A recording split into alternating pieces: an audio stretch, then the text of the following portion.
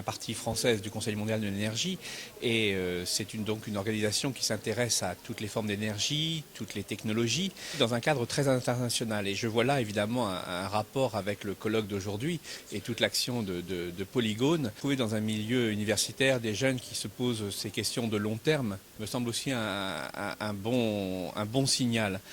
Trop souvent, les décisions qui sont prises ou les comportements sont dictés par des visions myopes des enjeux énergétiques ou environnementaux et resituer ces débats dans une perspective de long terme est quelque chose de tout à fait indispensable. Ce que j'ai compris d'une partie des actions de Polygone, qui parlait des simulations qui sont des simulations de réunions des Nations Unies, me semble bien dans l'esprit que l'on doit adopter pour essayer de définir ensemble ce que seront les bonnes solutions pour mettre en place des systèmes énergétiques qui aient toutes les bonnes propriétés. Ces bonnes propriétés, c'est évidemment assurer un approvisionnement énergétique, assurer l'équité énergétique, et c'est un point qui est tout à fait important pour le Conseil mondial. Je pense aussi qu'il ne faut pas oublier dans ces débats la dimension sociale, c'est-à-dire le fait que les travailleurs, les employés des industries de l'énergie